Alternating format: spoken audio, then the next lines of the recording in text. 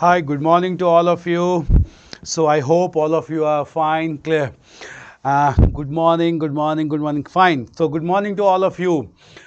Shall we start today? Yesterday we started with world history, and in the class we discussed about the background of medieval age. Just to recapitulate briefly for 2 to 3 minutes, clear? So we had discussed about the background of the beginning of modern era in Europe, and we had discussed that modernization started from 13th century with cultural movement known as Renaissance that generated a spirit of scientific inquiry among Europeans, and they began to question the medieval system and institution like the autocratic monarchy, then feudal system, and domination of the church and the clergy classes. All this phenomena resulted into beginning of modernization. The first country to start such modernization was England, whereby medieval institutions began to be eliminated. And it is not a big surprise that England became the first country to start rapid industrialization, guided by the ideology of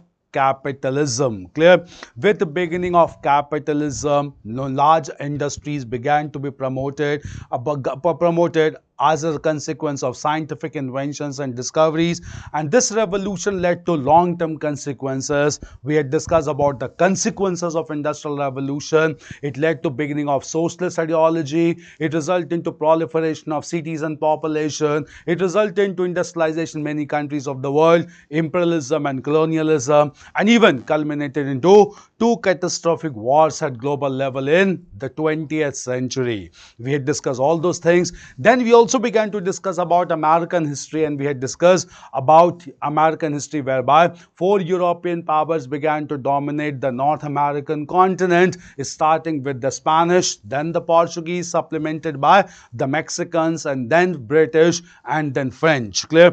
British decided to develop North America as the colony from the beginning, and large number of British people shifted to this region, and they developed this region to 13 British colonies along the Atlantic coast. Clear? But in course of time, differences began to take place between 13 British colonies on the one hand, British government in London on another hand, and that resulted into American War of Independence. We had discussed this started when British Parliament began to impose taxes on 13 British colonies just because of heavy losses in 7 Years' War. These taxes began to be opposed by the leaders of 13 British colonies, and that led to final break between the 13 colonies on the one hand, British government on the other hand. Clear? We'll discuss from here. We'll discuss about Massachusetts Assembly, whereby leaders of 13 colonies declared that they cannot pay any taxes, they cannot be forced to pay any taxes, and with the slogan that no taxation without representation, as none of them were represented in British Parliament. Clear? After youth protests, all taxes were abolished except taxes on tea, and that resulted into important incident known as Boston Tea Party in 1773. Till this point, we had discussed in the class yesterday. Any question that needs to be asked? Just feel free with me. Any question that needs to be asked? Any query in your mind? Just feel free to ask from me. Fine, clear. So I think everything is clear. Thank God, clear. So let us start with the class today, and today we'll start with another topic, another development, especially after the Boston Tea Party of 1773. Just understand from here, clear. After the Boston Tea Party, when the leaders of 13 British colonies threw the crates and boxes of tea from a large ship on the water of Boston, it resulted into severe loss for British government. Differences began to take place. But meanwhile, in 1774, the leaders of 13 British colonies convened the First Continental Congress at Philadelphia. Clear? When they convened the First Continental Congress at Philadelphia in 1774. Clear? At this time, they decided to reconcile with the home government. They drafted a letter addressed to British monarch that they still want to serve their home country, provided home country supports them. Clear? So it was an effort to reconcile with the home government. But even though such a reconciliation move was adopted by 13 British colonies, British monarch rejected rejected this demand reconciliation move, and thereafter differences began to take place. Moreover, British monarch began to depute large military force against 13 British colonies, and therefore it convinced the leaders of 13 colonies that reconciliation cannot be done. And therefore on 4th of July 1776, the leaders of 13 British colonies convened the Second Continental Congress again at Philadelphia, and when they convened this conference, during this conference only, Thomas Jefferson, leading philosopher, issued the Declaration of Rights of Man, whereby it was declared there are certain inalienable rights of every individual which cannot be taken away. And with this declaration only, the 13 British colonies decided to fight against British government, and that marked the beginning of American War of Independence. Since then till now, 4th of July every year is celebrated as the National Independence Day in United States, when declaration was issued by Thomas Jefferson at Philadelphia. So this marked the actual beginning of American War of Independence from 4th of July 1776. We'll come to this conflict. It's clear. Hello sir, what is mercantilism? How it differs from imperialism and colonialism? Swamov, clear? See, first of all, mercantilism is a policy whereby, clear, domination is done through trade and taxes, clear? So mercantilist policy means, clear, the policy whereby one country establishes trade relationship, we start to collect taxes arbitrarily, and this concept of collecting taxes and dominating over trade is known as mercantilism. In fact, clear, you get a question also, the mercantilist approach of British government was the primary reason for American War of Independence. Obviously, why mercantilist? They began to dominate the trade of 13 British colonies, and they also began to collect taxes from 13 British colonies. So mercantilism is an approach whereby one country dominates the trade and economy of another country and imposes heavy taxation on another country. This approach is known as mercantilist approach. Clear? It is different from imperialism and colonialism. The reason being, imperialism means not only economic control but proxy political control over another country. So mercantilism is a subset of imperialism, and imperialism is a subset of colonialism. Clear? So first of all, to understand this, I'll let you know. Clear? If we look into the term mercantilism, clear? If you use the term mercantilism, mercantilism means domination of one country over another country through the medium of trade and taxes. Clear? So major component is trade and taxes. Trade and taxes. Clear? At the same time, clear, apart from trade and taxes, if there's one proxy political control, if there's proxy political control exercised, political control exercised, then it will be equivalent to imperialism. Imperialism. Clear? At the same time, plus one thing more, clear, if at the same time it results into shift of population permanently from one country to another country, that is immigrants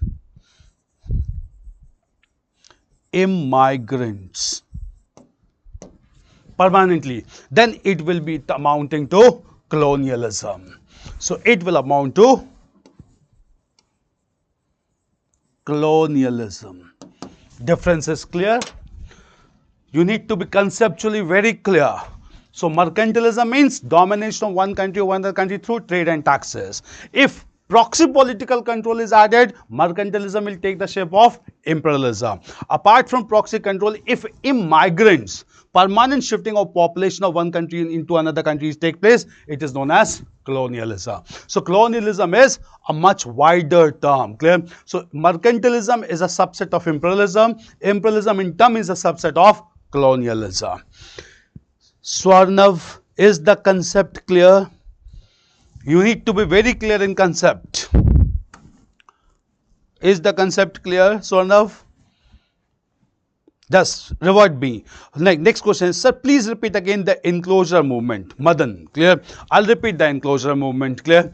According to enclosure movement, smaller pieces of agricultural lands were clubbed together into larger agrarian units. When those larger agrarian units were created in form of land consolidation, those larger units were enclosed within a boundary wall where holistic agriculture policies began to be adopted, and such movement whereby large consolidated land holdings were enclosed within boundary wall is known as enclosure movement, that led to abundant production of surplus resources, surplus food grains, and that resulted or facilitated economic diversification. Clear? So this is known as enclosure movement. Clear?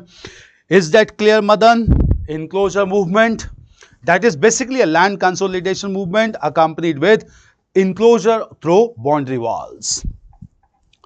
Clear? Just revert my back. Why trade was necessary through sea route? Yeah, this is valid. Why trade was necessary through sea route, overseas trade? Clear? First of all, I'll let you know.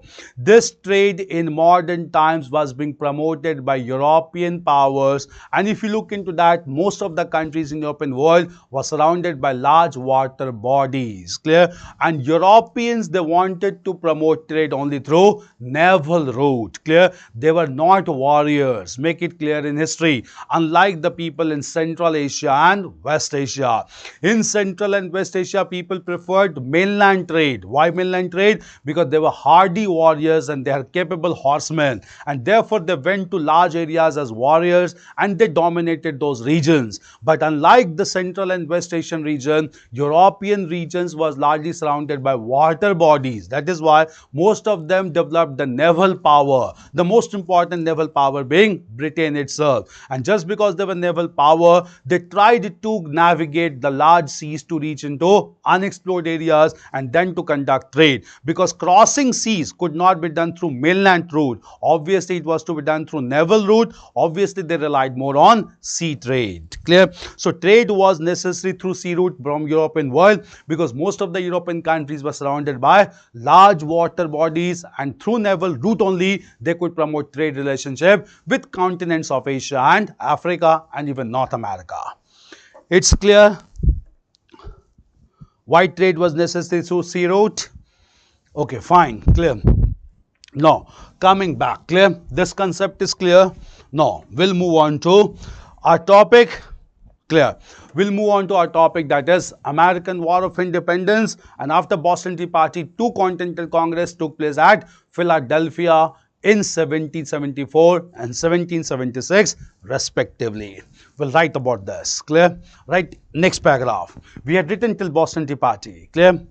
Right, next paragraph. Clear? Right, even after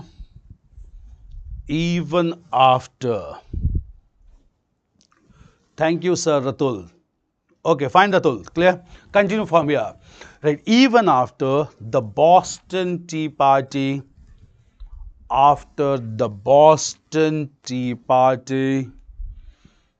leaders of the 13 British colonies,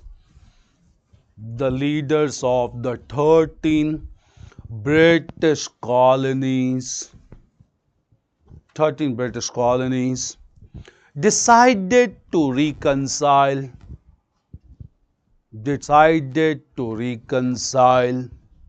with British government, reconcile with British government.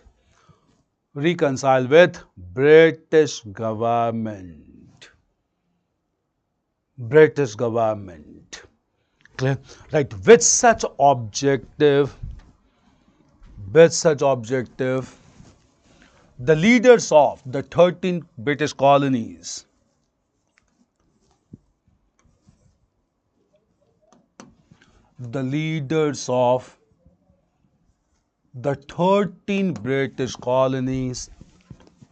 convened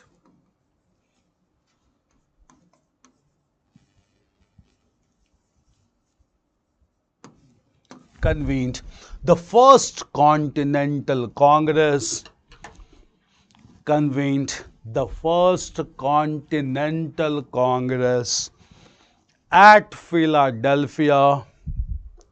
First Continental Congress at Philadelphia in 1774. In 1774. Clear? Right. During this conference,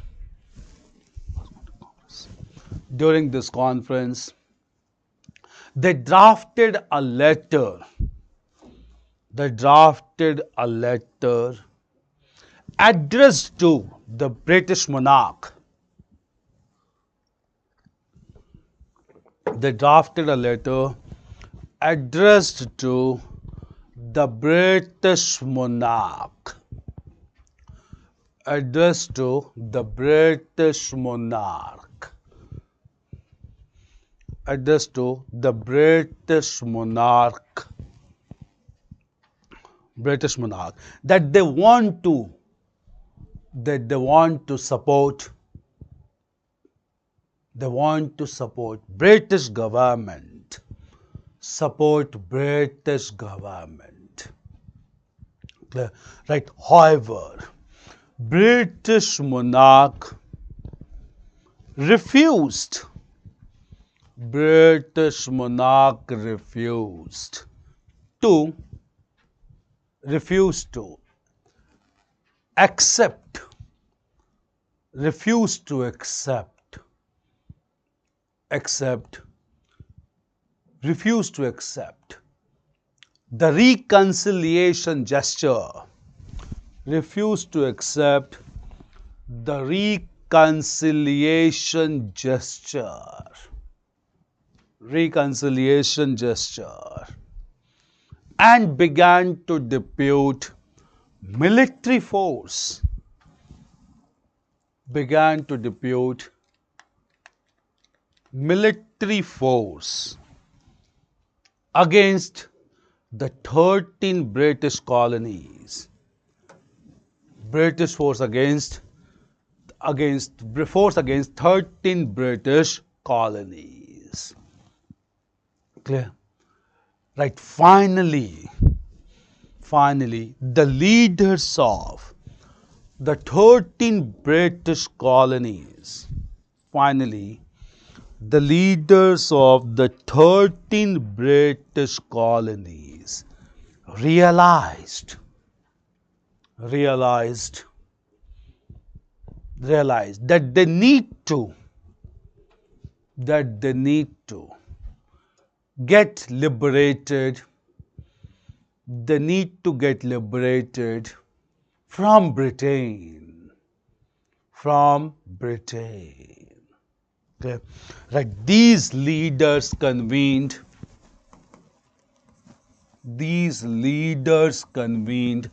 the Second Continental Congress. The Second Continental Congress at Philadelphia. The Second Continental Congress at Philadelphia on 4th of July. This date is important. On 4th of July, 1776. On 4th of July, 1776. 4th of July, 1776. When a leading philosopher,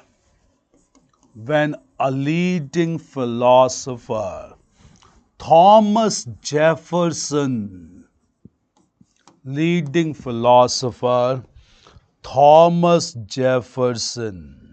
issued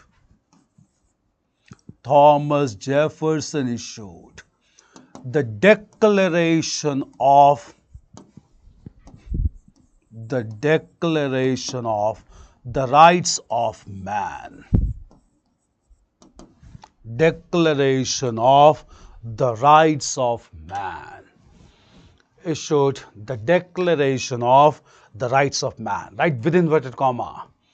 Declaration of the Rights of Man. Rights of Man, whereby he emphasized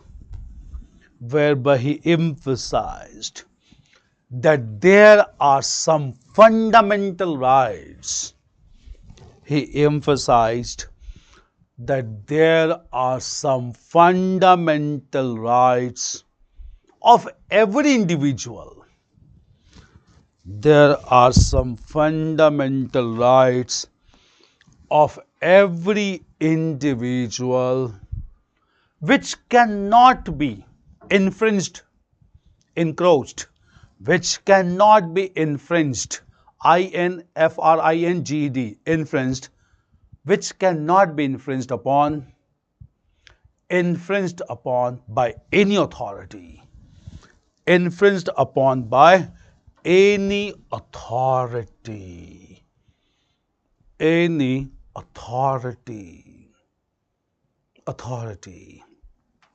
Right, next sentence. Right, with such declaration, direct clash between, or direct confrontation between the British government,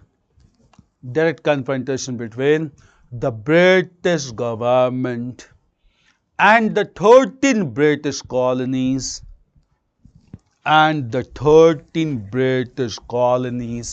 started.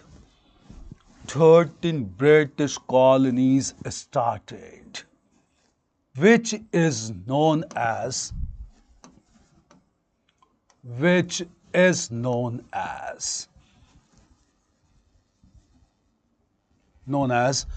American War of Independence, which is known as American War of Independence. American War of Independence. American War of Independence. So 4th of July 1776 is an important date. Now we'll understand about American War of Independence. Just understand, clear? When this war of liberation or independence started at this time, the forces, the military force of 13 British colonies began to fight against the forces dispatched by British government from London. Clear? In this conflict when started, the forces of 13 British colonies began to be led by, clear? The forces of 13 British colonies began to be led by a leading philosopher and leader, and this person was George Washington. Clear? So George Washington was the leader of the forces of 13 British colonies. Clear? At the same time, clear, the forces of British government, clear, the forces of British government was led by another military officer, and this military officer was Lord Cornwallis. Clear? So at this time when American War of Independence started, the forces of 13 British colonies was placed under the command of George Washington, and the forces of British government was led by Lord Cornwallis, who later came to India as Governor General of Bengal. Clear? So Bengal was an important region, and Lord Cornwallis later on became the Governor General of Bengal, also known as father of modern administration. Clear? So Lord Cornwallis. Clear? Now just understand about the conflict. Even though George Washington was a leading military general and a capable leader, clear, George Washington began to face reverses just because regular reinforcement of military forces was provided by Britain to Lord Cornwallis. Since huge support was given to Lord Cornwallis by British government, George Washington began to face reverses, and it almost became clear that Lord Cornwallis would be much victorious. Clear? But this American War of Independence was being closely monitored by two European powers.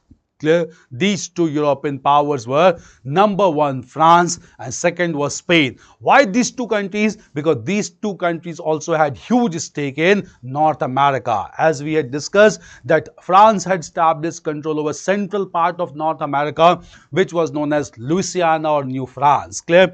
And Spain had control over the region of Florida. Both France and Spain realized in case George Washington is defeated, clear, British government will try to expand its control over Louisiana also and Florida as well. So in order to protect and safeguard their own interest, France and Spain decided to support George Washington. Clear? In fact, France gave all support to George Washington just because of our rivalry also with Britain, and therefore with huge support given by France, George Washington began to give decisive blow to Lord Cornwallis. At this time, French monarch was Louis XIV, and Louis XIV provided huge support both in men and material, and just because of huge support given by France and to some extent by Spain, George Washington defeated Lord Cornwallis. Now do remember here, we'll be using this information in French Revolution also, because from here when France provided all support to George Washington in American War of Independence, that led to deep financial crisis in France, and this financial crisis became one of the major factor behind French Revolution in 1789. So American War of Independence and French Revolution are closely interconnected with each other. Clear? Finally, with support of France and Spain, George Washington defeated Lord Cornwallis in 1782, and American War of Independence came to an end by a treaty known as Treaty of Paris, signed in 1783. And under the terms of the Treaty of Paris, Britain recognized the independent status of 13 British colonies in North America. So in this way, all 13 British colonies became independent in 1783 as per the terms of the Treaty of Paris, signed between 13 British colonies and British government. This marked the independence of 13 American states. Right about this conflict. Clear?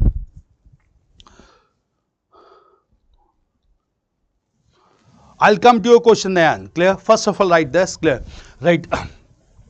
Right. In American War of Independence, in American War of Independence,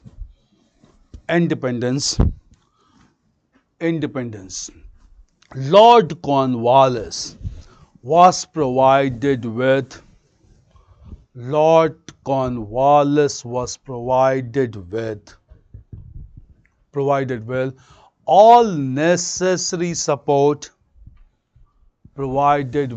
all necessary support by British government, by British government.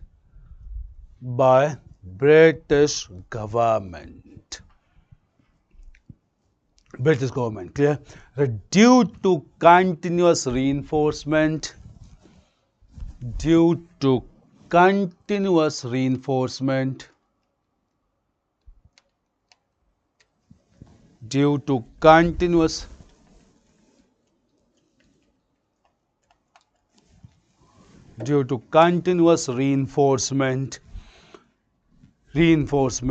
Lord Cornwallis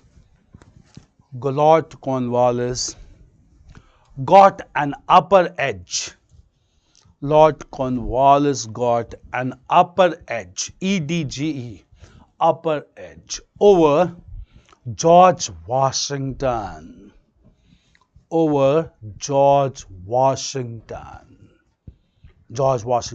Clear? Right. This war was closely monitored.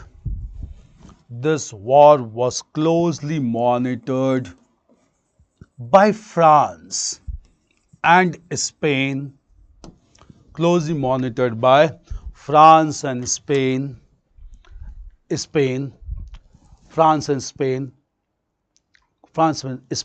As their stakes were involved in North America, involved in North America. North America. Clear? North America. Right? France and Spain wanted France and Spain wanted British control. British control to be eliminated from North America,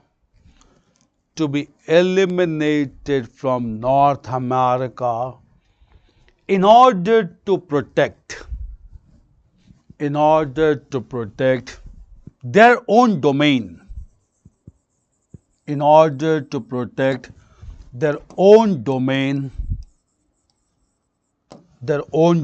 of Louisiana and Florida respectively. We had discussed about these regions. Their own domain of Louisiana and Florida respectively.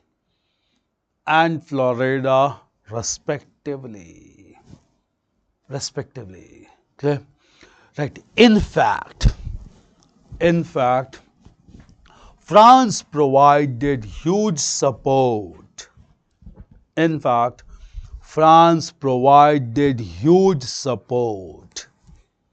To George Washington,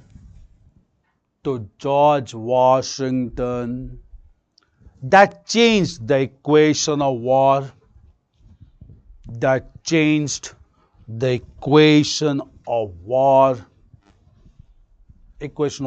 And Lord Cornwallis was finally defeated.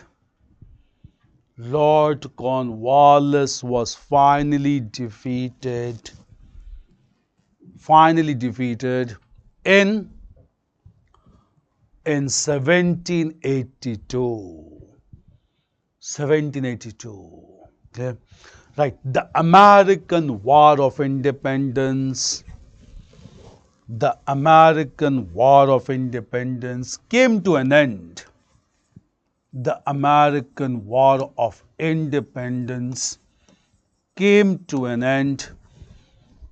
the Treaty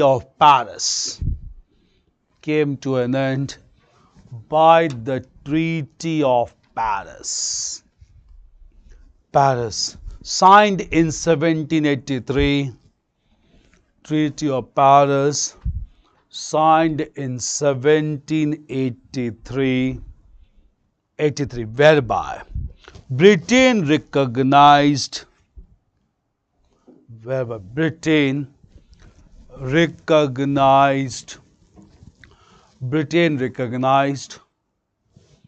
the independence of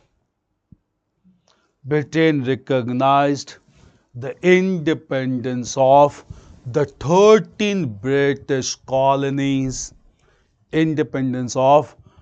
13 British colonies.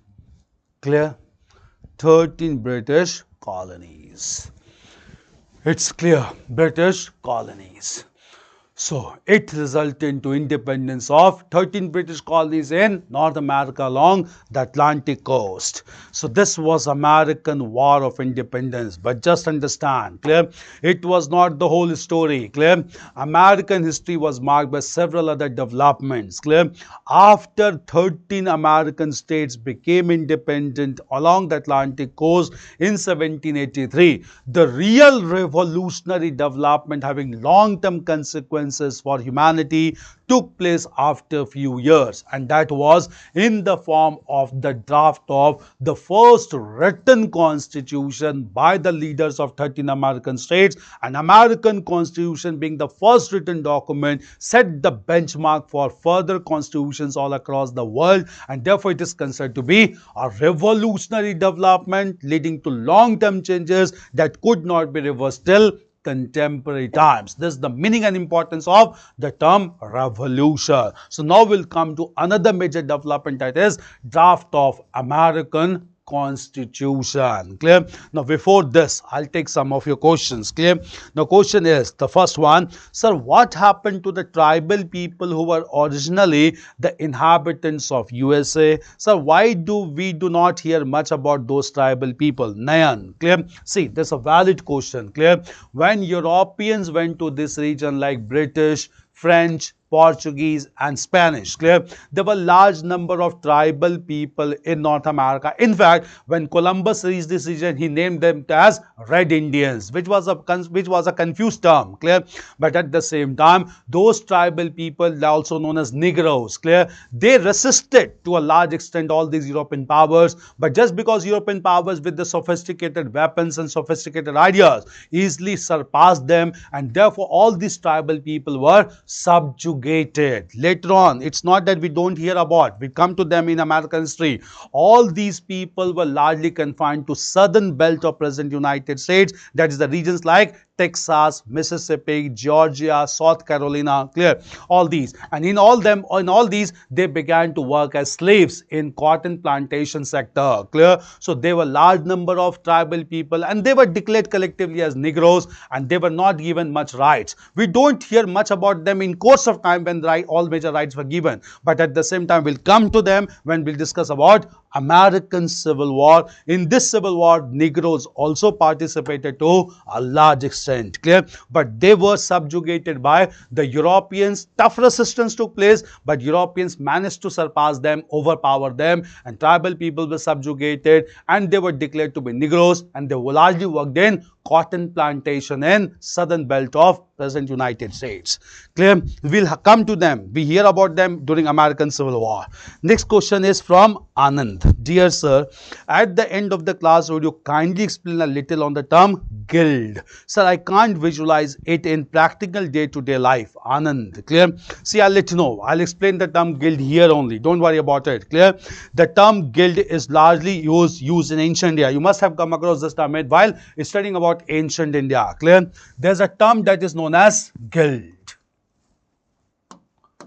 Now, what do you mean by the term guild? Clear? Normally, the term guild basically indicated Shrenis. Clear? Shrenis means that the certain kind of traders. Clear?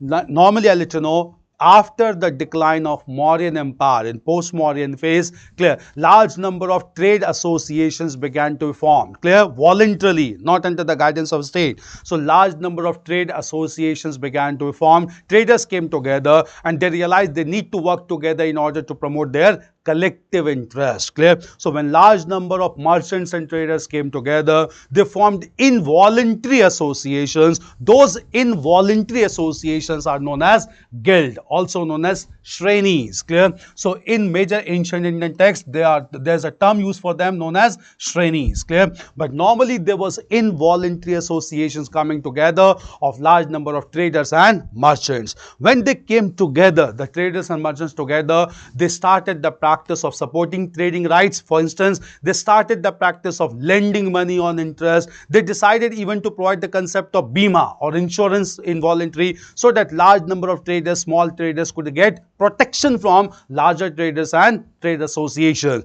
A kind of trade union, if you want to connect it with present day today, like trade unionism, clear. So trade unionism is a very formal term. It takes a formal shape, but obviously those were not formal, they were informal in nature. So at the same time, they were not given recognition by the ruler or the monarch, clear. So it was a kind of voluntary association by traders and merchants to promote their collective interest and therefore to promote trading interest, clear. And this resulted into mercantilism, clear. This started in post-Mauryan phase known as guild. Later on, guilds became so powerful and prosperous, they even began to maintain their own personal contingent, clear, known as Sartavaha, clear. So Sartavahas were basically personal contingent. Now, if you want to connect it, clear, obviously you can connect it from day-to-day life. I'll let you know, clear.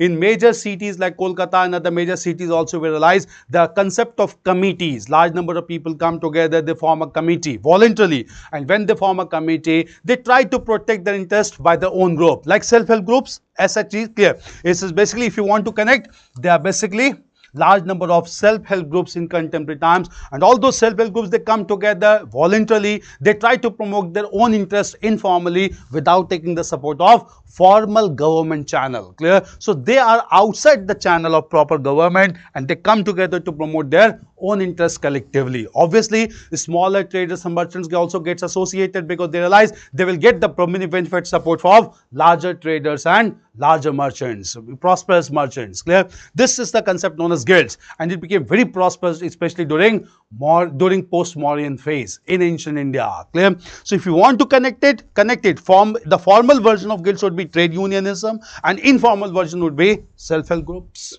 Large number of self-help groups being working in major parts. Is it clear, Anand? This is a conceptual thing, that is guild. Largely explained in ancient India by Romila Thapar. Can you visualize it in practical day-to-day life, Anand? That is self-help groups, or you get the voluntary organization VOs. We have self-help groups also. We have voluntary organizations also. In fact, NGOs also that work in the contemporary times, but right now NGOs are working towards social sector. Clear? Groups. Formal, it can be trade unionism. Is it fine? Clear? Next question is, sir, which event happened between unification of all the states of America and the framework of American? Which event happened first between unification of the states of America and the framework of American Constitution? No, just understand, not unification of states. Unification of states took place later on. First was the framework of American Constitution. That is why we are promoting, we are proceeding in a very sequential order. Don't disturb the chronology. History is all about chronology. Clear? So first was American Constitution, then unification, expansion of American states. American states was not unified before American Constitution. Is it clear? Nimai.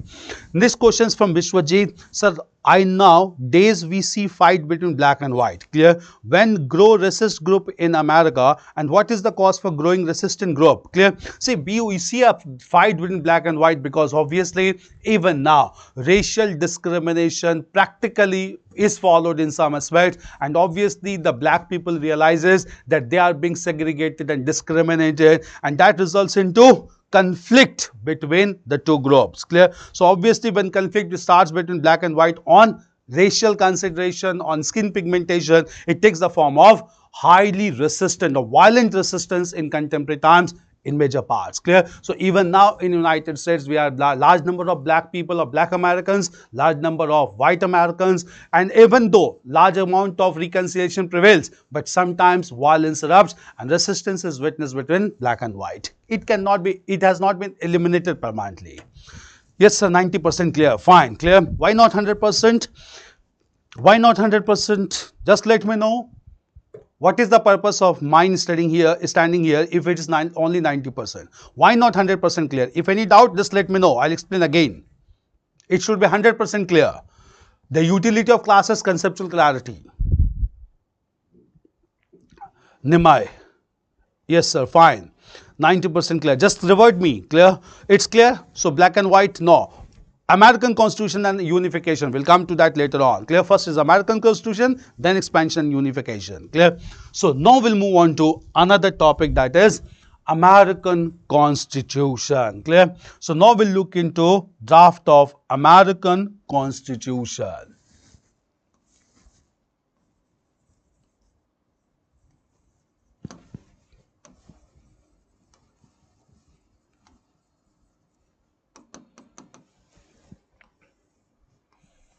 American Constitution. Clear?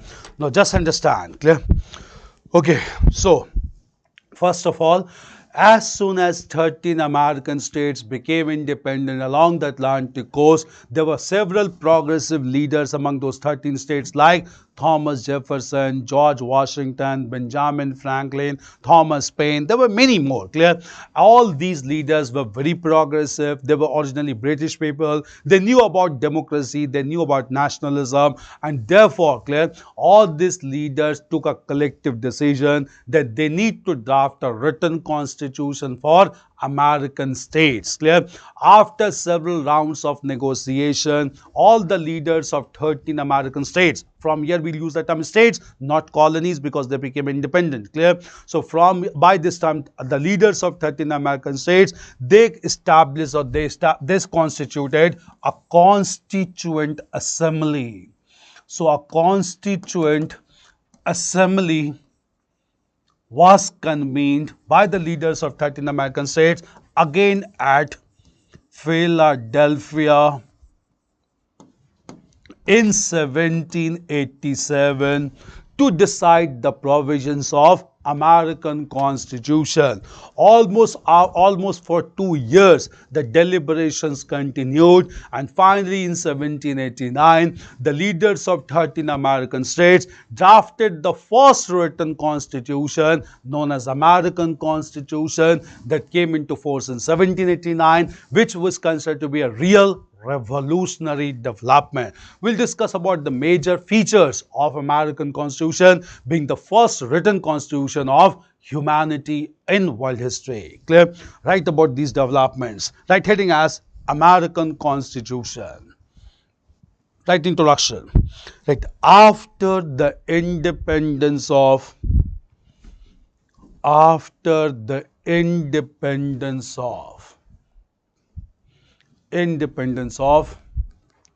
13 American states, independence of 13 American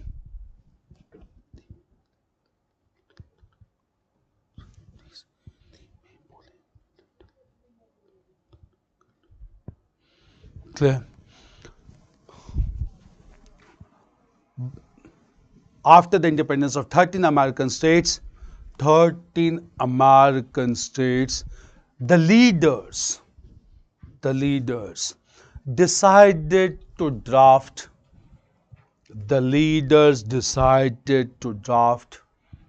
an American Constitution, draft an American Constitution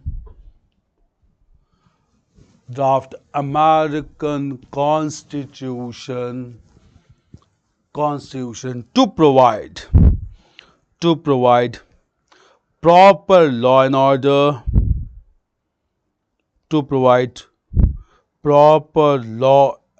order, as well as to ensure proper law and order, as to ensure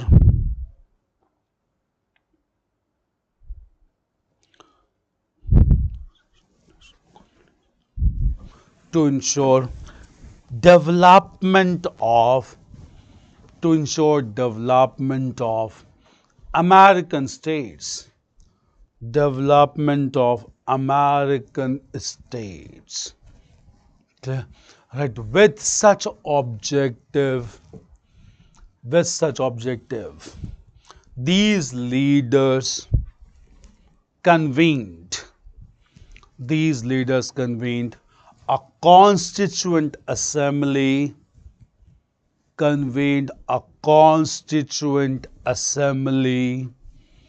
at Philadelphia,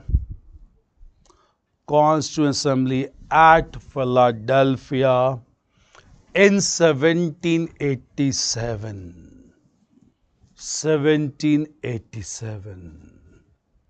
Clear? 70. Right. The Constituent Assembly drafted American Constitution,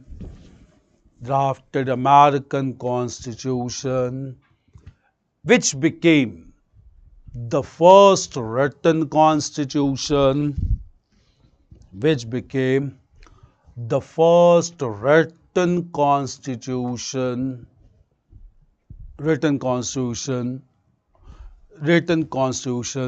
of the world.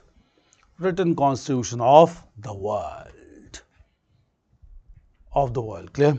Right. This constitution came into force in 1789 in 1789, and it is considered to be a revolutionary development, and it is considered to be a revolutionary development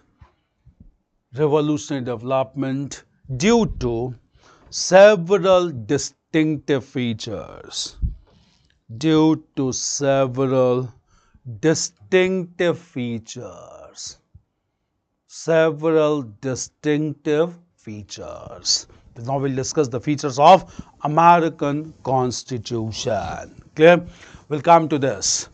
Okay. Write the features. Number one. Now, before this, just there's another question from Anand. Please Hindi में बोले a little the term guild. Clear? See, मैं आपको बता दूं. Clear? Hindi में. See, just bear with me. I know that Hindi speaking is not acceptable, but again, since there's a demand from one of you from your side by Anand, so I'll explain the term guild. Clear? See, I'll let you know. If you use the term guild, clear? In Hindi, clear? In Hindi, we call this term to be Shreni. In Hindi, you also call it this term as Samuh, group. Clear? Obviously, clear. Guild is basically, again I'll let you know, voluntary coming together on their own, by their own consent, not by the dictum of the state. Clear? So, guild basically means coming together of group of traders, merchants as a samuh, as a shreni, clear? So as to support each other without taking government support, to support each other, to promote their collective and individual interest, clear? Now when traders and merchants come together, they form a confederacy, they form a samuh, they form a group, clear? Obviously they support each other's requirement, clear? For instance, one among them needs financial support like loan, clear? Obviously voluntary loan could be given to them after charging certain rate of interest so that he can continue with trade, clear?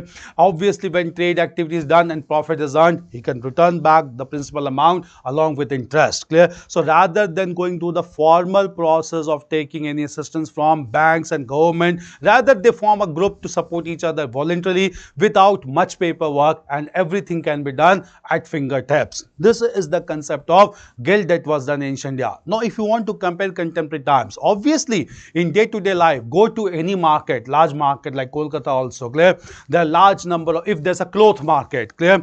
Obviously when you talk to all the shopkeepers of the cloth market, they'll say they have a group, clear? And in this group they support each other, clear? So that they are able to support each other's interest and the collective interest is not affected, clear? Not taking any support from the government, clear? So in times of need they can lend money also, in times of need they can provide space also, in times of need they can promote transportation services also, in times of need they can ensure security also. So all of them will come together, they will pay some amount from the side, and this huge amount will be collected for the collective interest like security, safety, transportation, electricity supply, water supply and other amenities, clear? So obviously this exists even day to day. Government cannot penetrate into all the business activities anytime, clear? And therefore obviously it has to be done by the people from themselves, among themselves, and therefore they form guild, they form shreni, they form samuh, and in this samuh or group confederacy they come together, they contribute certain amount and they try to manage their own affairs on their own without taking the support of the government. This is purely voluntary association. Is it fine? Guild. इसे समूह कहते हैं guild को. It's clear, Anand. Clear? So even now, self-help groups also, voluntary organizations also, they always come together. In every walks of life, you'll find that group of people of similar profession coming together and they support each other for their collective interest. Clear? Now, coming to, clear? Now, features of American Constitution. We'll write those features. First of all, understand, clear? American Constitution is considered to be a revolutionary document because it not only became the first written constitution, but it also became a benchmark for future constitution of different countries. First of all, clear? American Constitution provided for ideal federalism, ideal federal system. Why ideal federal system? 13 American states came together and they gave the consent to establish a federal center or a union. Clear? And with the establishment of federal center or union, it resulted to establishment of ideal federation. Why ideal federation? Federation came into existence with the consent of the states, and at the same time states were allowed to move away from the union. Clear? So unlike Indian federal system, which is quasi-federal in nature, American federation is considered to be ideal federation because states has given the consent to join the union, and at the same time states has the right to voluntarily move away from the union. That is why it is known as ideal federation. This is one distinctive feature of American Constitution. Second distinctive feature is American Constitution is marked by proper division of power. In fact, it follows the principle of separation of power, and this philosophy of separation of power to maintain check and counter check was originally given at this time by a French philosopher, Montesquieu. And as per the principle of separation of powers, only three major organs of the state were created in form of the legislature, the executive, and the judiciary. Clear? So very distinctive feature followed in American Constitution. Write the features, right, point wise. Number one, clear? Yes, sir, it's completely clear. Thank you. Clear? Right, number one, clear? American Constitution provided for. American Constitution provided for the establishment of an ideal federation, establishment of an ideal federation, establishment of an ideal federation, whereby states came together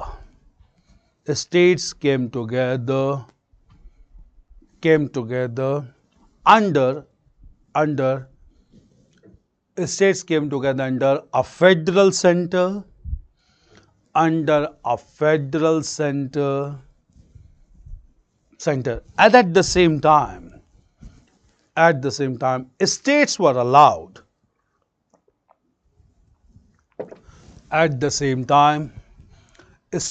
were allowed to move away from the union,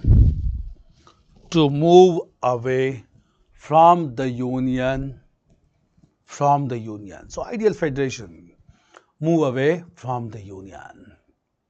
Right, second, clear? Right, American Constitution, second feature, American Constitution adopted the principle of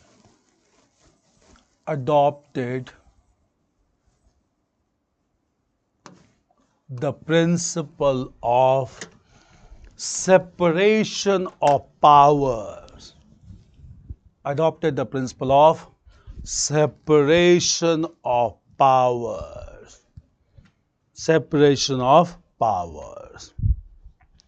Principle of separation of power, which was originally given by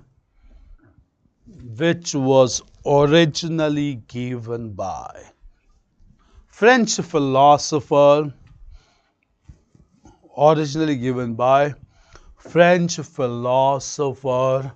Montesquieu.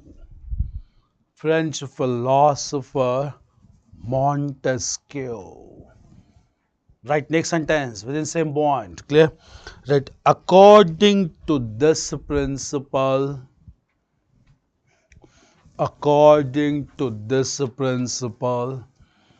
American Constitution provided for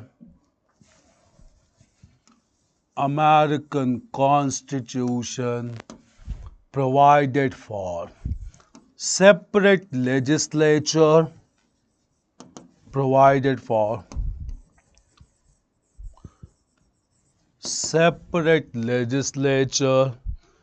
executive,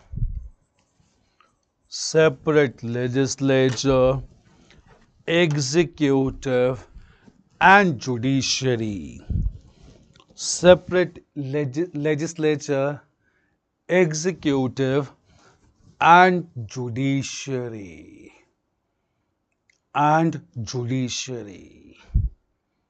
Clear?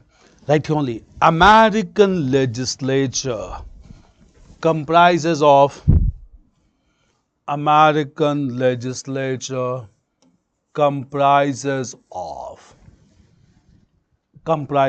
two houses. Comprises of two houses. The Senate, two houses. The Senate and the House of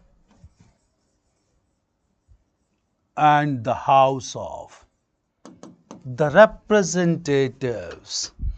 The Senate and the House of the Representatives. The Senate and the House of the Representatives. Clear? Right here. The Senate comprises of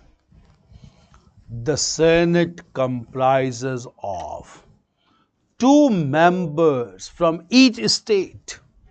Comprises of two members from each state. Two members from each state. Irrespective of size and population. Irrespective of size and population. Size and population.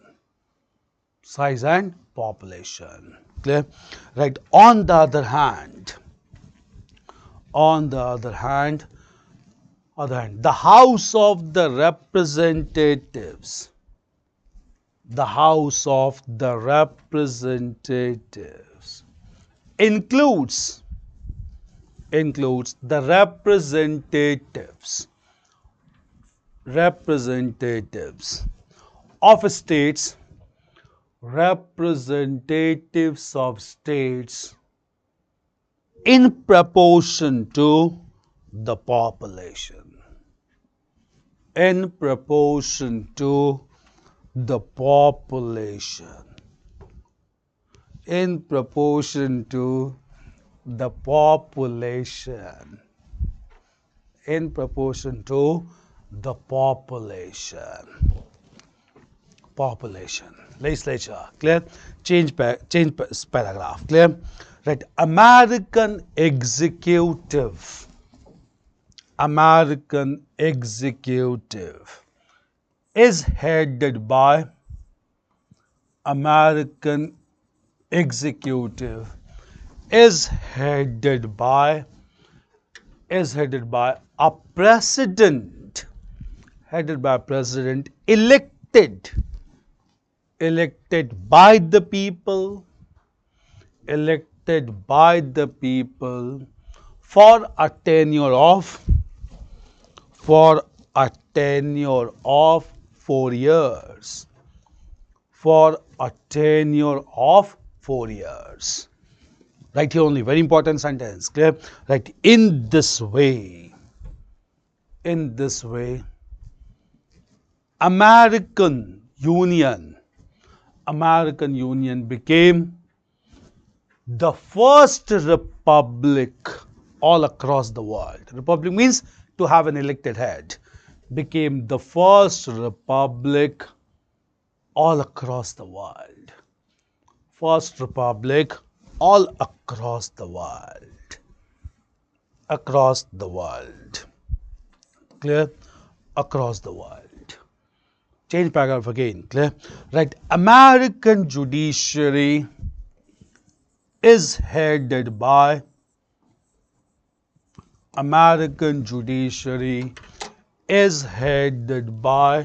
the Supreme Court. Is headed by the Supreme Court. Headed by the Supreme Court. To decide litigation between The union and the states, original jurisdiction, decide litigation between the union and the states apart from other issues.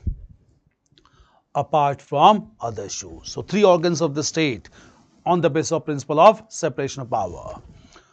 On the basis apart from other issues. Second distinctive feature. Third, clear? Right. The next distinctive feature. Third point.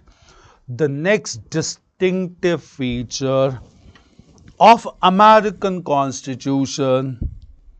The next distinctive feature of American Constitution was a separate chapter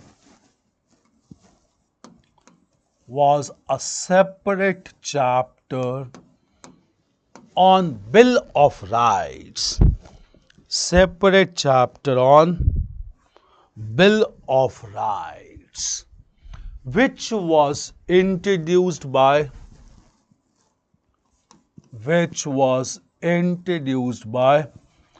Thomas Jefferson. Introduced by Thomas Jefferson. Clear? Right. This chapter, that is chapter of Bill of Rights, this chapter incorporated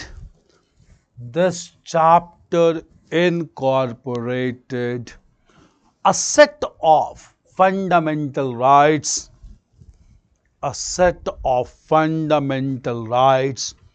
for American people,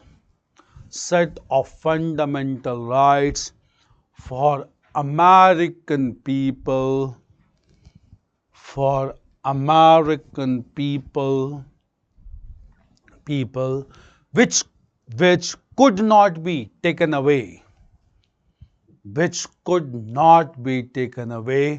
by the state,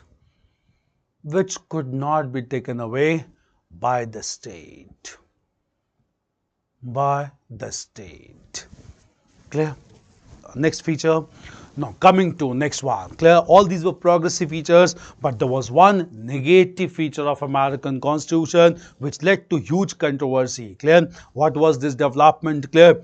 When 13 British colonies became independent and they joined a common union or American Federation, they joined with their own consent, and they also made it clear they can move away from the union if their interest is not safeguarded. That is why it is known as ideal federation. Now just understand one thing, when these 13 states came together under American Federation, there was huge amount of economic disparity between the northern states and the southern states. The states located towards the northern side were relatively more industrialized, and all these states in the northern side had abolished the practice of slavery which existed in America. Clear?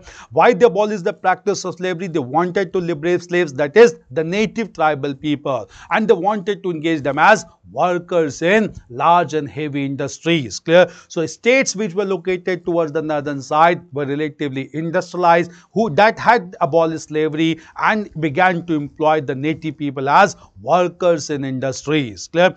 In contrast to this, the states located toward the southern side were dependent on agriculture, largely cotton plantation, and all these cotton plantation in the southern states were done by cotton planters with the help of large number of slaves. So obviously slaves were very important for the states in the southern side. Clear? That is why the states also came to be known as slave states, and the northern states came to be known as free states. Southern states joined the American Union with this condition only, that slavery should not be abolished, rather slavery should be recognized in American Constitution.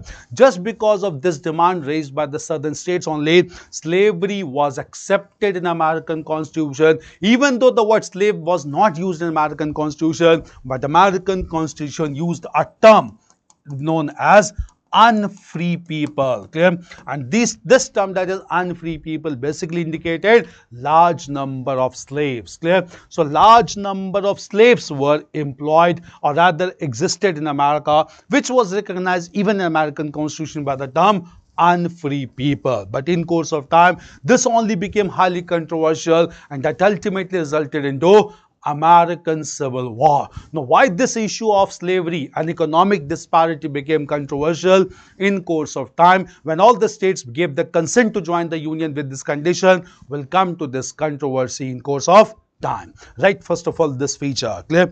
Right, next paragraph, right? However, there was one negative feature.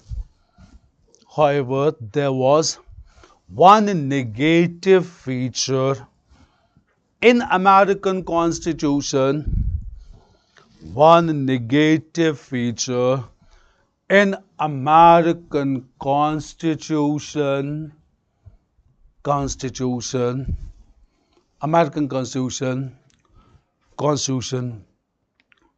related to slavery. Okay, right? The Constitution recognized the practice of slavery.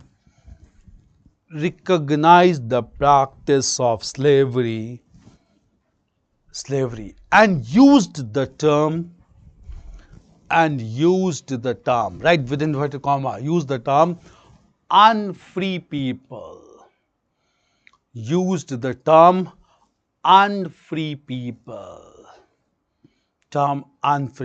Right, the logic also, clear? Right. Such recognition was primarily due to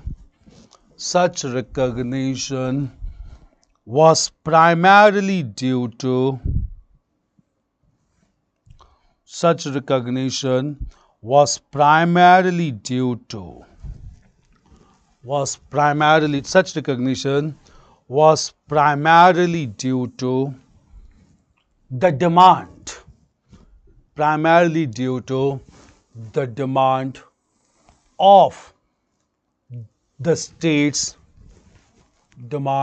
of the states, towards the southern side,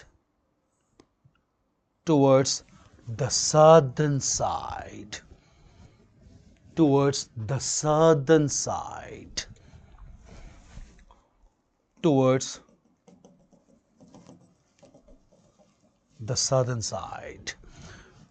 southern side. Clear?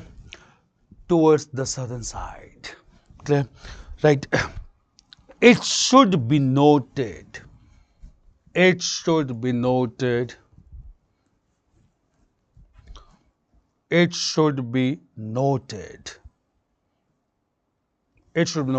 That the states towards the southern side, that the states towards the southern side, were dependent on cotton plantation,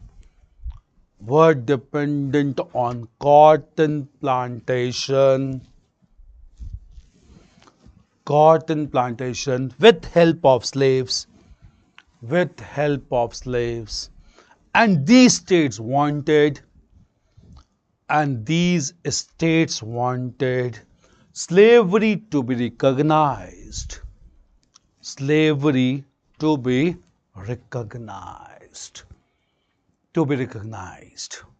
Change paragraph. Right. The economic differences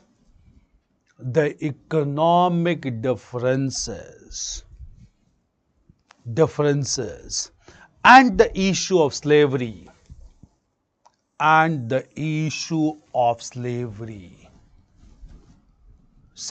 became highly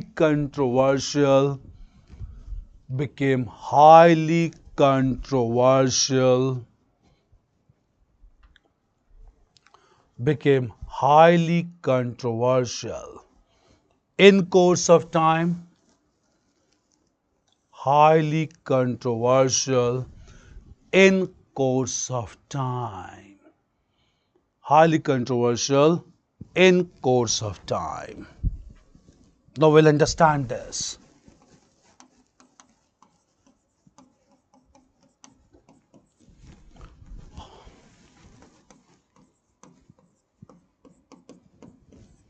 Highly controversial in course of time. Clear? Now we'll understand why controversial. Just understand one thing. Clear? 13 British colonies along the Atlantic coast became independent, clear, in 1783, clear. From 1783, when they became independent, they began to promote economic growth and development of this region, clear. So they promoted overseas trade and all the benefits that came, profits came. These profits were not supposed to go to Britain, nor these profits were supposed to remain confined to 13 American states. So with new zeal and enthusiasm, the 13 American states began to develop at a rapid pace. When abundant amount of wealth came to these 13 states, all these 13 states decided to expand towards the Pacific coast, clear? So they wanted to expand towards the Pacific coast, clear? And they wanted to reach up to this Pacific coast, not through violence, not through war, but with abundant amount of wealth, clear?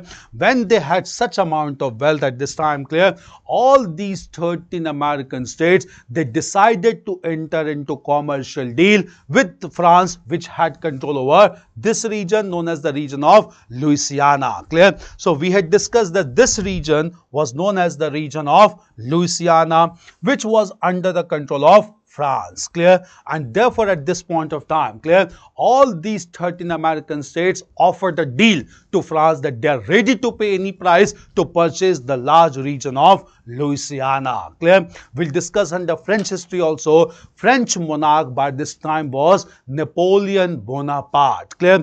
And Napoleon Bonaparte, in order to resolve all financial crises in France, decided to sell the region of Louisiana to 13 American states, clear? And therefore in 1802 a commercial deal was concluded whereby Napoleon sold the region of Louisiana and took away huge amount of wealth from 13 American states. With the purchase of Louisiana or the New France, a set of new states were added to American Union, and therefore among these states, the most prominent state which was added was the state of Mississippi, clear? So a state of Mississippi was added at this time. A state of Mississippi was added at this time when this large region was taken by American states. So among these states, the most prominent was the state of Mississippi, clear? So this led to expansion of American states. At the same time, similar commercial offer was given by American states to Spain also, clear? And Spain also sold the region of Florida to American states in 1819. So through commercial deal, the region of France and Spain were purchased by 13 American states, and Florida was also added into American Union, clear? Finally, all these states now wanted the region along the Pacific coast to be purchased, clear? And as we had discussed yesterday, this region of Pacific coast, clear, this region was ruled by the Mexicans, clear? So this region was ruled by the Mexicans, clear? Mexicans refused to accept any commercial deal, and when all negotiations failed, American states declared war against Mexicans, leading to Mexico War in 1846. This war went on for 2 years and Mexicans were defeated in 1848. When Mexicans were defeated in 1848, this large region also came under the American Union. A set of new states were added to American Union. Among those states, the most prominent state was the state of California, clear? So by 1848, American states had expanded from Atlantic coast to the Pacific coast, and 48 states came into being. And with this 48 states coming together in the common union, this entity came to be known as United States. Clear? Presently, United States comprise of 50 states, the 49th being known as Hawaii and 50th being known as Alaska. Hawaii taken from Japan after Second World War and Alaska purchased from Russia by United States. Clear? So presently it comprises of 50 states, but in 1848, United States came into being with 48 states as American state expanded from Atlantic coast towards the Pacific coast. So in this way, United States came into being with a confederacy of 48 states providing for ideal federation. But when this expansion was taking place side by side, controversy was also going on because northern states were relatively more industrialized where slavery had been abolished, and southern states were still dependent on cotton plantation, and all of them recognized slavery, including the state of Florida, Mississippi, Georgia, Texas, and other states. Clear? And ultimately, when California was to be included as a large state in the American Union, controversy started between northern and southern states. Northern states, also known as free state, they wanted California to be included as free state. Southern states wanted California to be included as slave state. Clear? When this controversy was going on only, in 1860 presidential election was announced in America, and in this presidential election, Abraham Lincoln contested for the post of presidentship as a Republican candidate. And in his election manifesto, Abraham Lincoln made it clear, if voted to power, he will abolish slavery from American society. Clear? This election took place in 1861 and Abraham Lincoln emerged victorious. As soon as Abraham Lincoln emerged victorious, all southern states realized northern interests cannot be protected in American Federation. Several states like South Carolina, Alabama, Georgia, Texas, Florida, they walked away from American Union. Clear? And that resulted into severe crisis, and therefore conflict started between northern and southern states from 1861. This internal crisis in American history is known as American Civil War that went on for 4 years from 1861 till 1865. We'll come to American Civil War. Concept is clear how United States came into being in course of time. Sir, if there was the term unfree people, then how to practice Bill of Rights? Clear? Obviously, clear. That is why it was considered to be a paradoxical in nature that on the one hand there was a chapter on Bill of Rights, on the other hand there was concept of unfree people. That is why even voting rights were not given to the tribal people. So it was a controversy, paradoxical, and that is why it led to huge controversy leading to American Civil War. And ultimately after Civil War, the provision of unfree people was also deleted from American Constitution. It's clear, Bishwajit. It was highly paradoxical in nature that led to American Civil War. Clear? Right heading, separate heading as, right, expansion of American states, expansion of American states and American Civil War. Expansion of American states and American Civil War.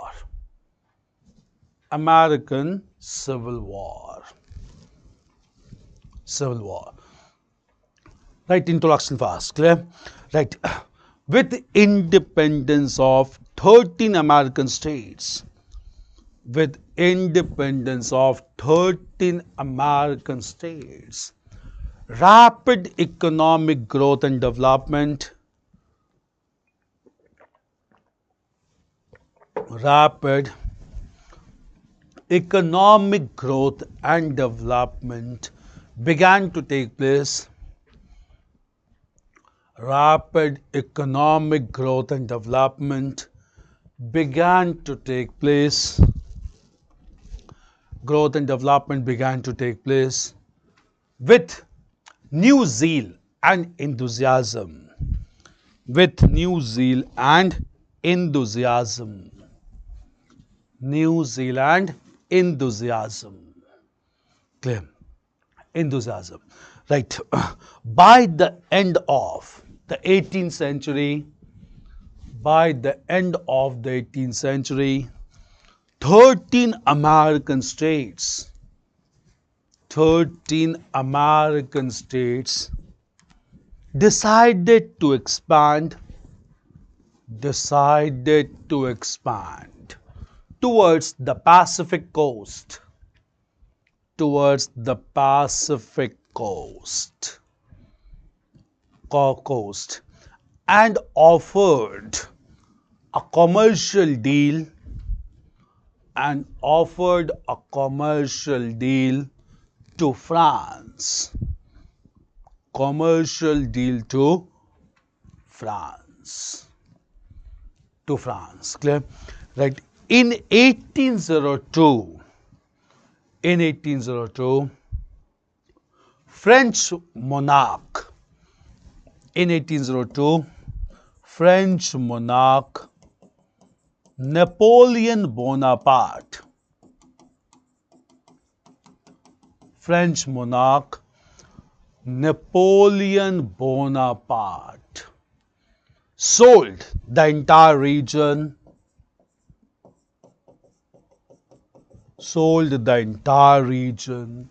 of Louisiana,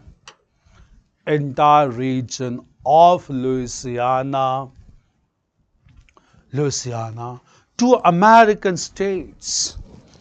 We'll come to this consequence of French history. Napoleon used this resources very effectively. Okay? Sold this large in Louisiana to American states. Okay? Right. Consequently, set of new states were added.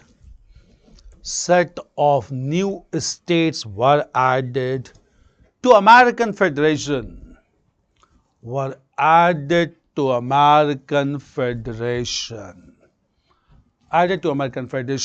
Among which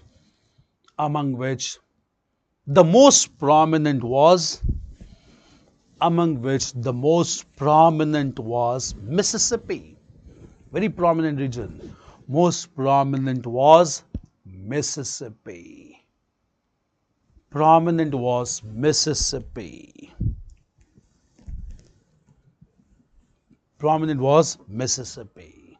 Change paragraph. Clear? Right. American states offered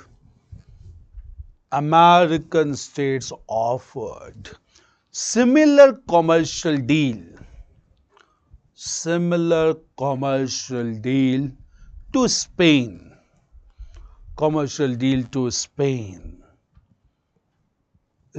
To purchase the province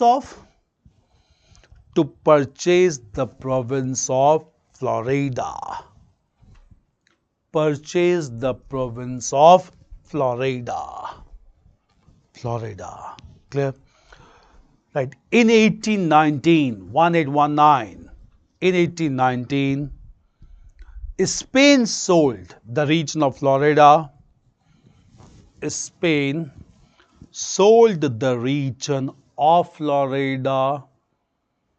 To American states.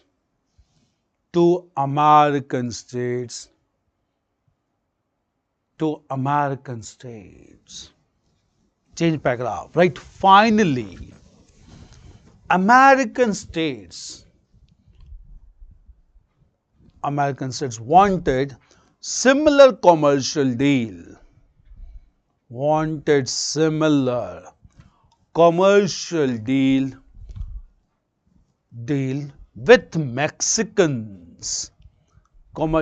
with Mexicans. Along the Pacific coast.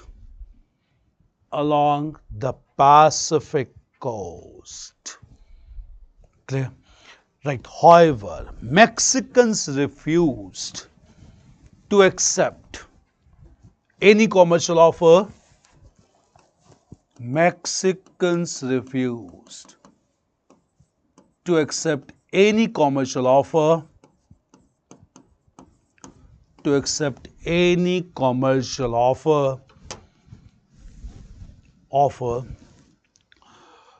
That led to Mexican War, 1846 to 1848.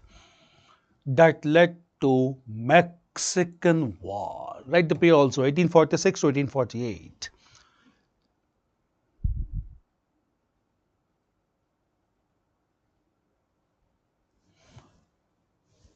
Mexican War, 1846 to 1848.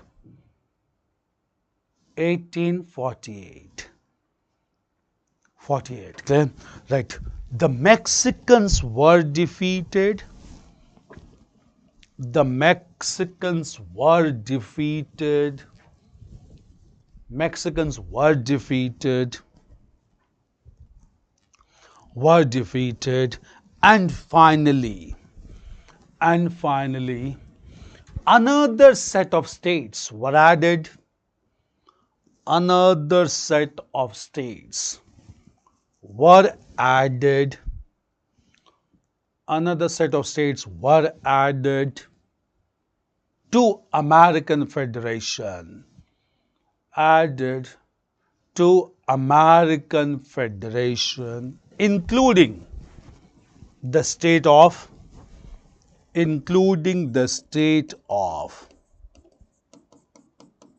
California, including the state of California, a state of California. Okay, right. In this way, 48 states came under American Federation,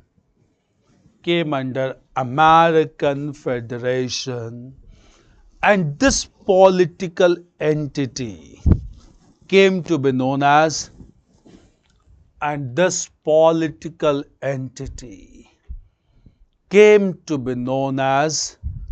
United States. Union of States came to be known as United States. 49th and 50th added much later, Hawaii and Alaska. Clear? Came to be known as United States. It's clear. How United States came into being, the picture is clear. Dear sir, if possible, थोड़ा map के साथ समझाइए. It will be arguably better our understanding. I'll do that. Clear? But meanwhile, this is a simple map. I'll use the maps also in the course of time. But this is a simple American map. You must be knowing. Clear? So obviously, the large number of states from Atlantic to Pacific coast. Clear? So, clear? We'll use the map also. Don't worry about it. Clear? So, Mexicans. Finally, it was in this way, United States came into being with 48 states in 1848. The 49th being Hawaii, the 50th being Alaska, added much later after Second World War. Clear? Hawaii taken from Japan, Alaska purchased from Russia. Clear? So this was expansion. But meanwhile, just understand, while this expansion was going on, crisis was also going on side by side related to issue of slavery and economic disparity. The states towards the northern side, they came to be known as free states. Clear? And at the same time, the states over the southern side, they came to be known as the slave states. Clear? So we'll just understand about this.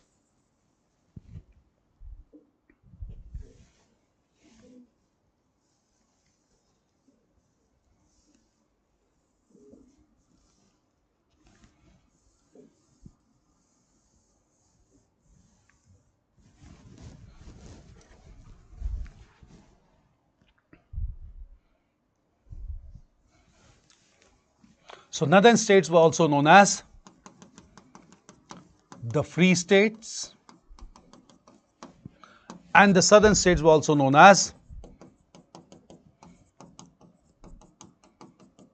the slave states. Clear? Free states and the slave states. Clear? Right. Next paragraph. Clear? Right. Right. However, along with expansion and unification, of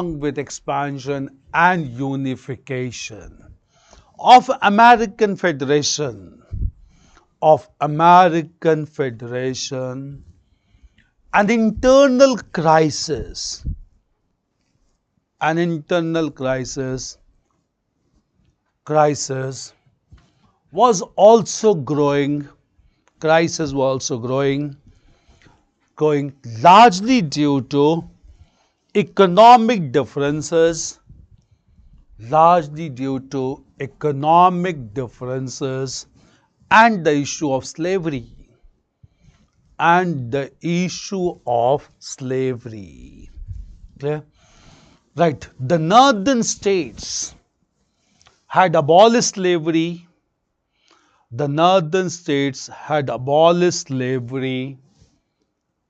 And they were known as the free states.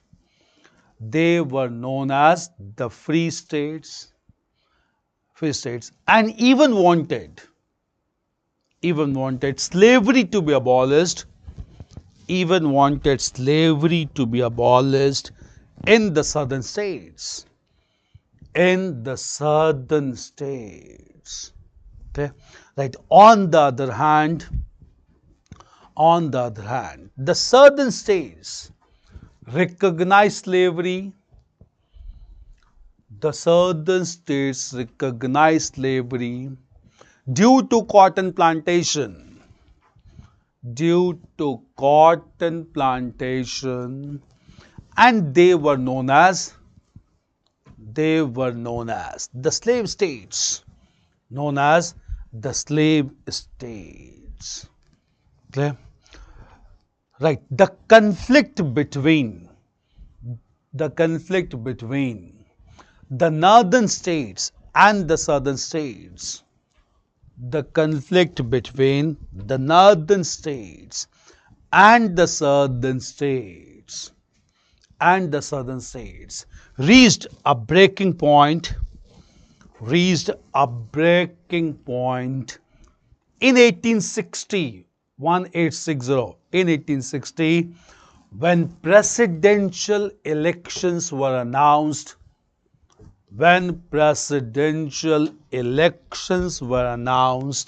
In United States.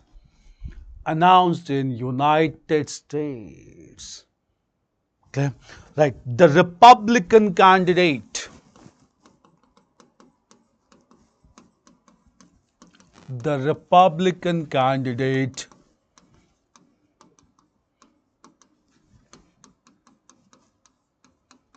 Abraham Lincoln,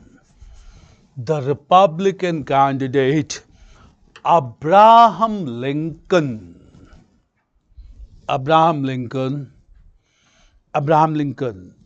made it clear in his manifesto,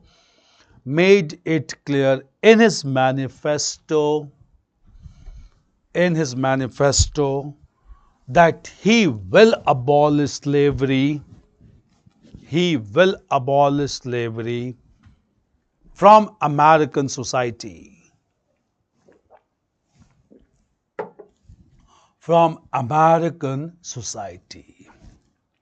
Clear?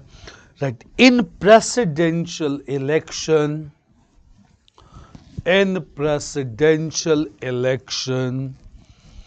Abraham Lincoln emerged victorious.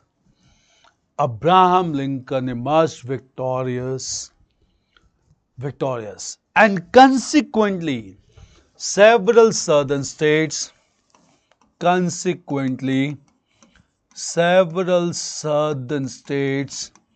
like South Carolina,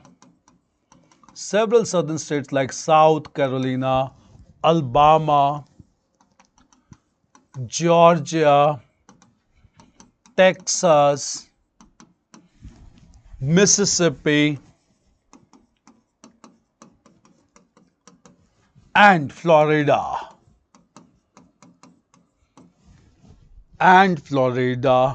moved away from American Union.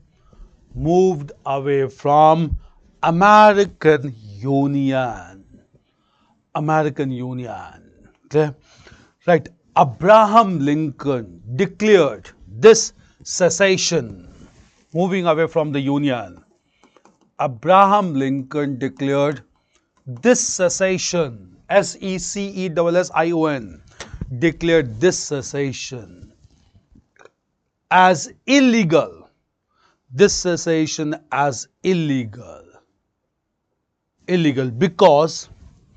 Because according to him, Union was formed before American Constitution.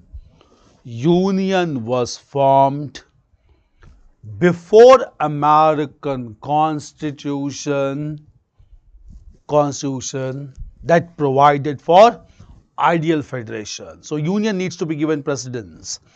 Was formed before American Constitution that provided for ideal federation. Clear? Ideal federation. Right. In order to integrate the southern states,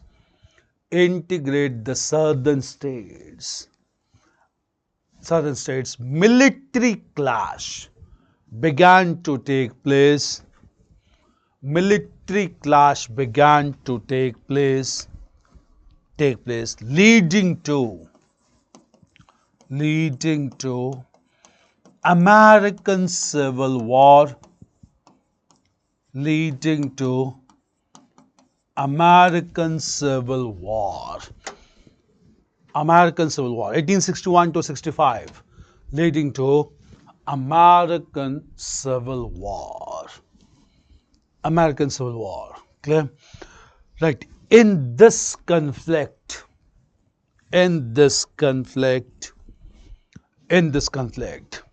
the forces of the northern states,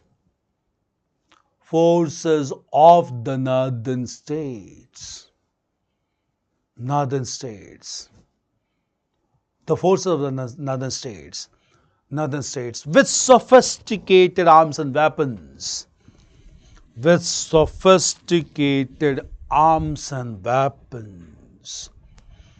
began to attack the forces of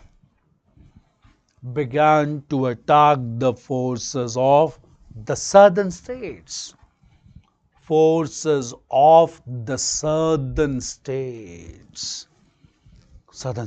Clear? Right. The most decisive battle of American Civil War,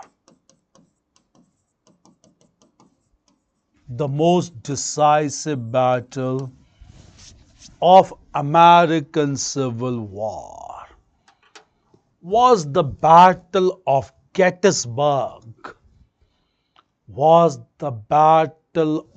Gettysburg, was the Battle of Gettysburg, in which the forces of the southern states,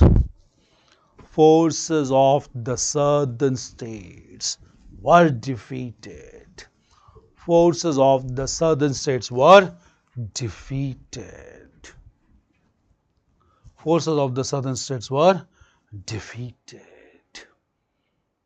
Southern states were defeated. Right. Immediately, Abraham Lincoln issued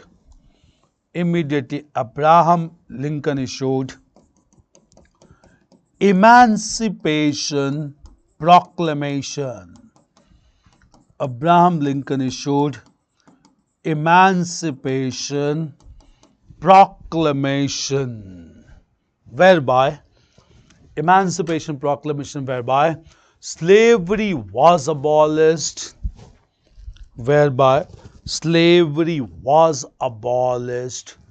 in American society.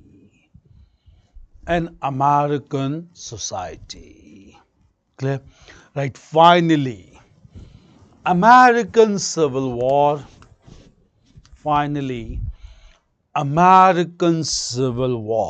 came to an end.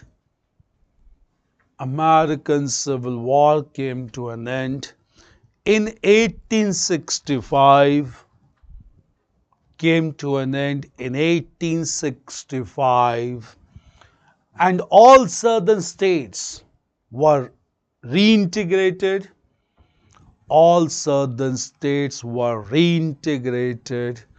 Into American Union.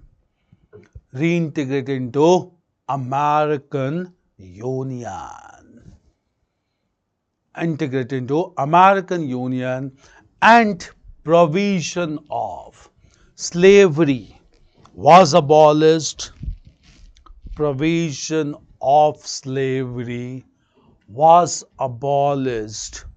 From American Constitution.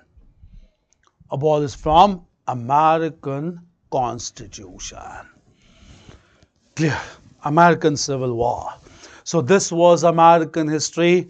Now we had covered all major aspects, that is starting with American colonization, American War of Independence, American Constitution, expansion and unification of United States, and finally American Civil War. Clear?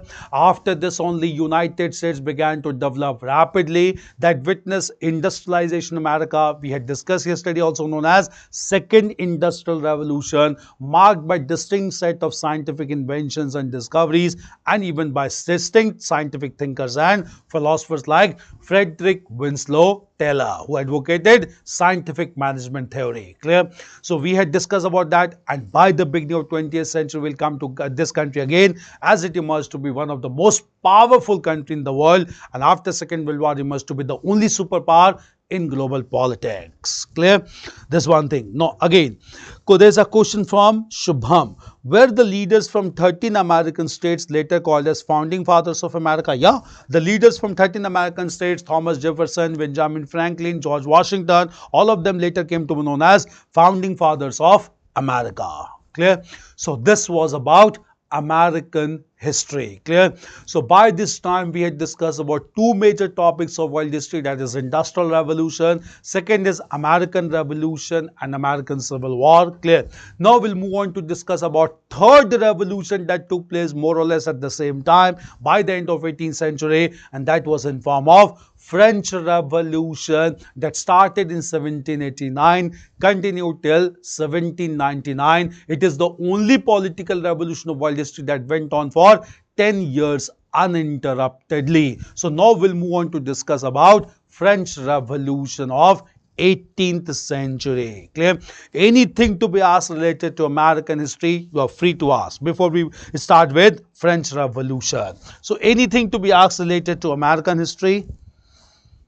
If you have anything to ask, just keep on typing the question. Clear? I'm here to answer the questions. Clear? Meanwhile, now we'll start with French Revolution. Clear?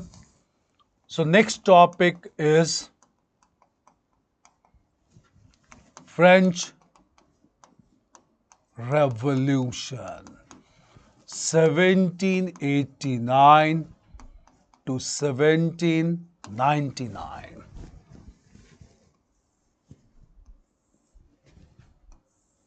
French Revolution. Clear?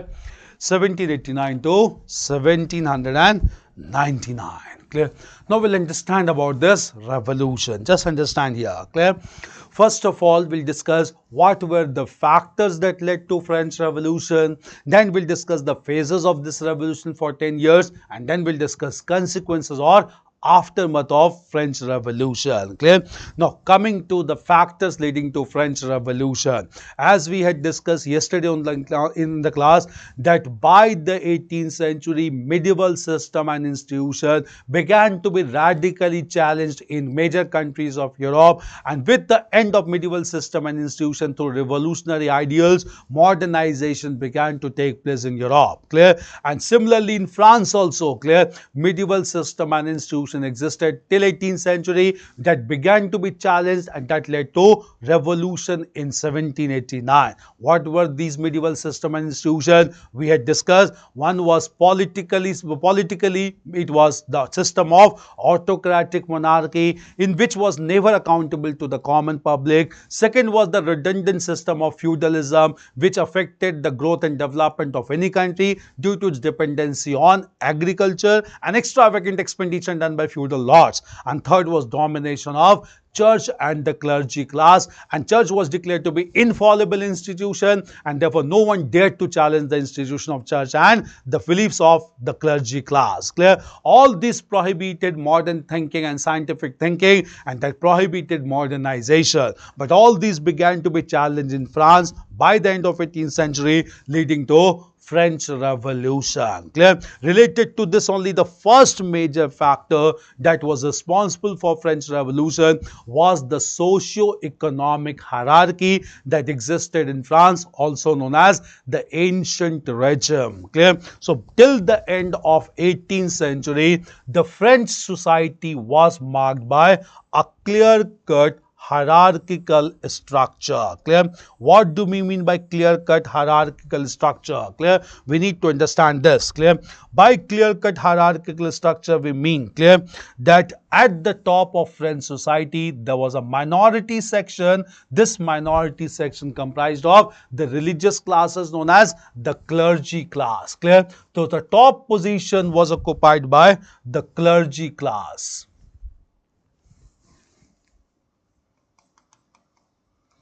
The clergy class, and this class was also known as the first state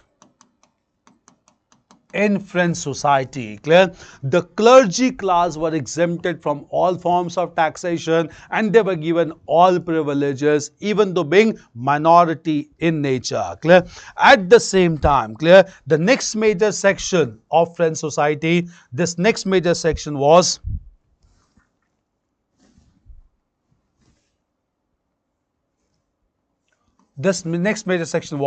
the section of nobility class. Nobility class. Clear? And this nobility class, because feudalism existed, this nobility class was known as the second state.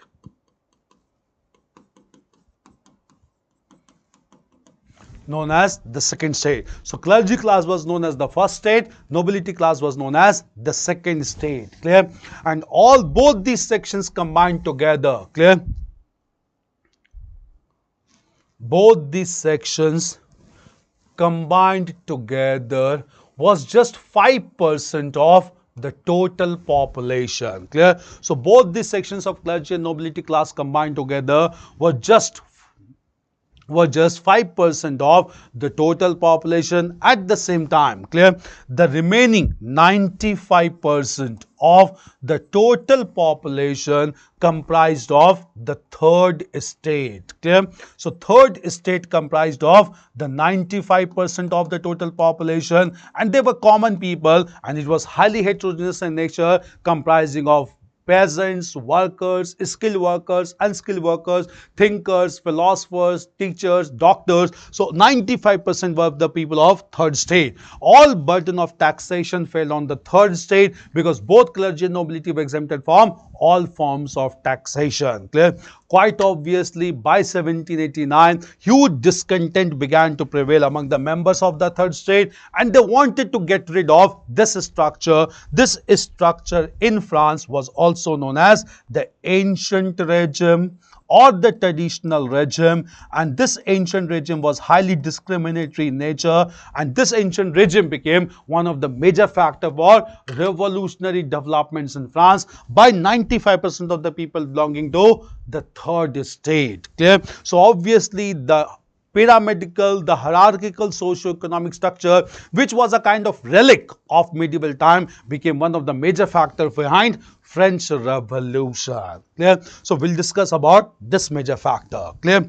Now, first of all, there's a question. So why such huge disparity between northern and southern states? Why was northern economically well off compared to the southern states? Even now, if you look into United States of America, clear, the large number of mineral resources are confined to the northern states. Clear? So northern states was marked by huge amount of mineral wealth, and this mineral wealth, clear, mineral wealth played an important role in economic growth and development of the northern states.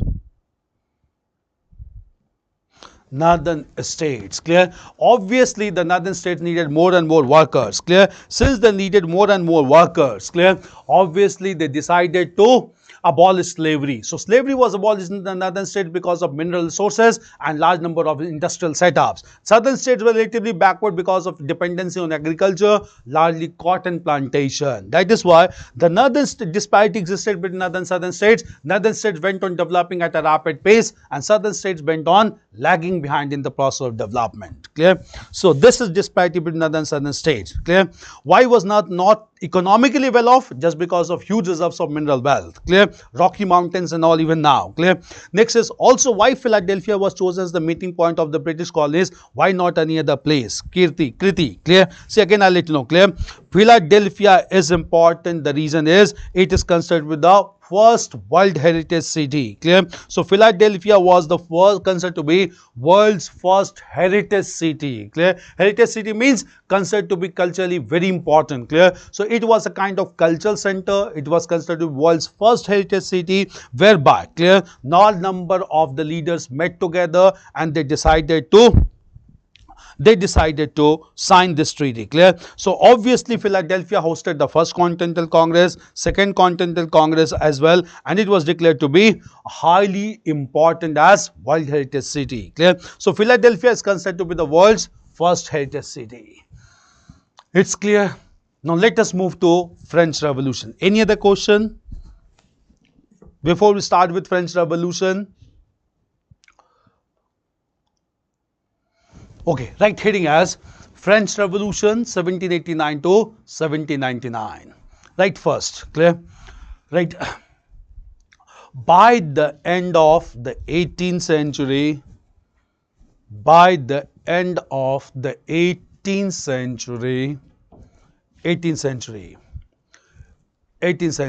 an important political revolution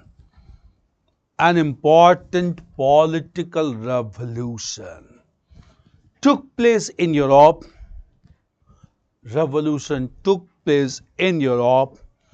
As the French Revolution.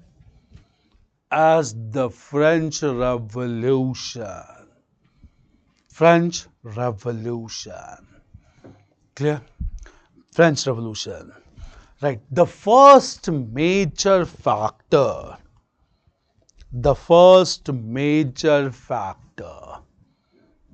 behind this revolution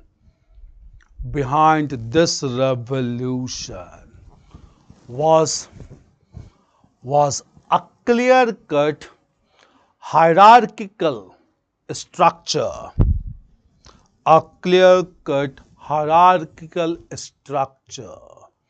Of French society. Clear-cut hierarchical structure of French society. Marked by discrimination. Hierarchical structure of French society marked by discrimination. Clear? Right. This outdated and traditional structure.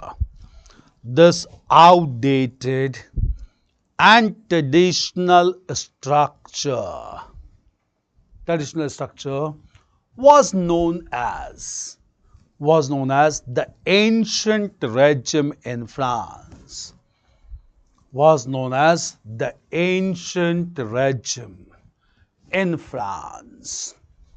Ancient regime in France. Now we'll come to the details of this ancient regime, that is first, second and the third state. Clear? There is another question, sir. Present status, can any state secede from US? See, ideally speaking, it is an ideal federation. So theoretically speaking, every state can secede from US federation just because it is ideal federation, unlike Indian federation. Clear? But at the same time, the process has become quite difficult. The process has become quite complicated in nature. So it is not as easy to secede from US federation as it was there in 18th century. Clear? So in the 19th century. Clear? So after 19th century, after American Civil War, even though states theoretically can secede from the US federation, the process is bit more complicated than it existed before American Civil War. But yeah, theoretically speaking, the state can secede from US federation, and that is why it is also known as ideal federation, because states had joined the union with their own mutual consent. Clear? It is not like India where states has come together due to historical phenomena, historical progress. Since it has emerged due to historical phenomena, historical progress, states cannot secede from the union voluntarily, and that is why Indian federal system is known as quasi-federal, partially federal, because it is compared with American Federation. So obviously US Federation, ideal federation, largely because US states has joined the union with the consent and can walk away from the union with voluntary consent. Clear? So technically speaking, they can walk away, but obviously the process has become a bit complicated as it existed before American Civil War. It's that clear? Okay. Now coming to French Revolution, now we'll discuss about the composition of this ancient regime, and then we'll discuss what was the basic discontent that led to revolutionary sentiments. It's clear? Anything else to be asked? Okay, fine, clear. So it's 1 o'clock right now, clear. We'll take a break for 1 hour, and after 1 hour, we'll again come at 2 o'clock and we'll start with French Revolution, clear. Thank you.